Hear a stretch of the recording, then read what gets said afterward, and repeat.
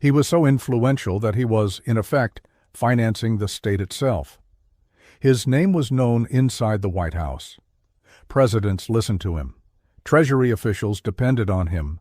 He was called the savior of the U.S. economy.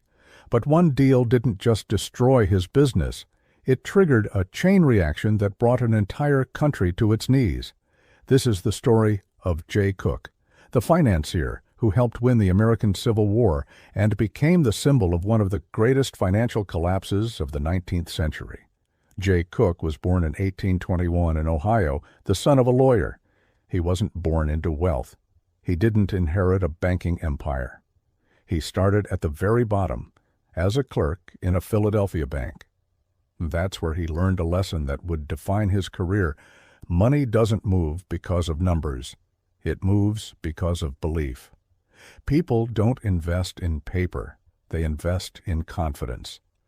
Cooke had a rare talent. He understood fear. He knew how to sell calm. He knew how to turn uncertainty into conviction. By the time the Civil War began, he had founded his own firm, Jay Cooke and Company. It was young, ambitious, and perfectly positioned for a nation about to tear itself apart. In 1861, the United States entered civil war. The cost was enormous. Armies, weapons, railroads, supplies. Everything required money on a scale the country had never seen. But there was a problem. No one trusted the government. Banks refused to lend. Large investors feared default. Federal bonds were nearly impossible to sell. The U.S. was on the edge of financial collapse. That's when Jay Cooke stepped in.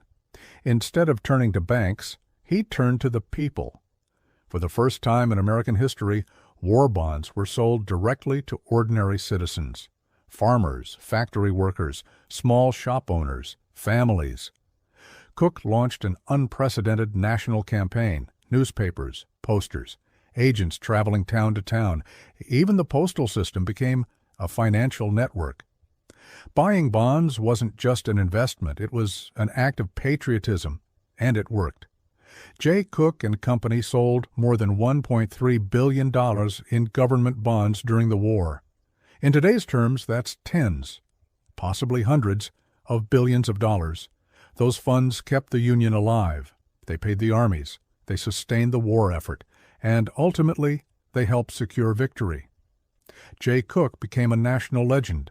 Many believed that without him, the Union might not have survived. After the war, his power only grew. Jay Cooke and Company was no longer just a bank. It became a financial institution built on trust. The firm had agents across the country, direct access to the press, close ties to political leaders. If Cooke issued bonds, investors bought them, almost automatically. In a country without a central bank, Jay Cooke became something close to one. At the height of his influence, his power rivaled what we would today associate with the Federal Reserve. His actions could calm markets or shake them. His support could make a project viable or doom it. His personal fortune reached tens of millions of dollars. By modern standards, hundreds of millions. He owned land, estates, securities, and art. Presidents welcomed him. Lawmakers listened. And over time, Cooke began to believe something dangerous, that his judgment could not fail. That's when the Northern Pacific Railroad entered the story. It was a project of breathtaking scale, a transcontinental railroad connecting the Great Lakes to the Pacific Ocean, thousands of miles of track. The future of American expansion. Politically, it was a national priority. Economically, it promised enormous returns. The government granted the railroad tens of millions of acres of land along the route. The logic was simple. Build the railroad, land values rise, sell the land, pay the debt. On paper, it was flawless. In reality, those lands were remote, sparsely populated, economically undeveloped. There was no immediate demand. To move forward, the project needed cash and credibility. And credibility meant one thing: Jay Cooke.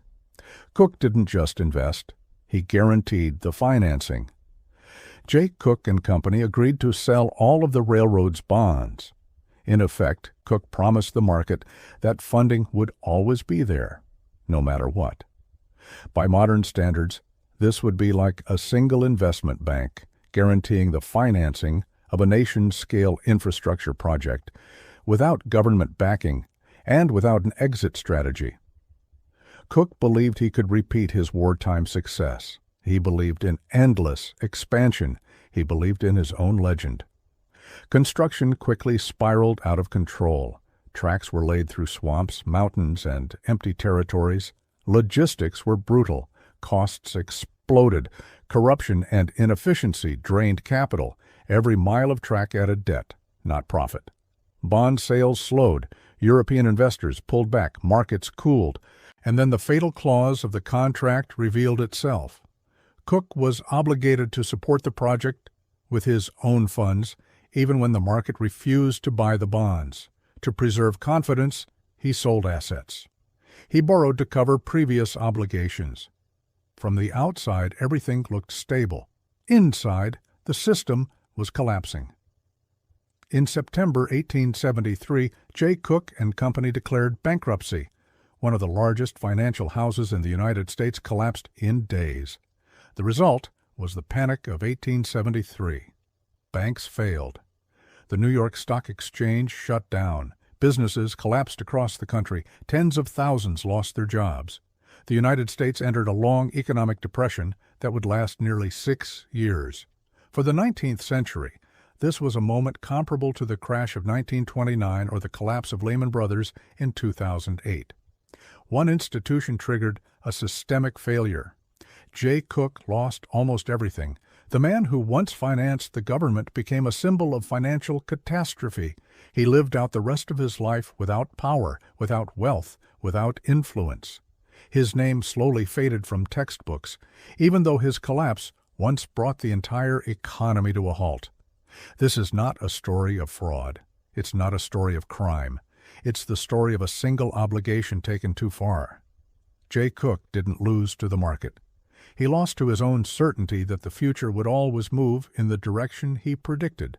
One contract, one mistake, and an empire erased from history.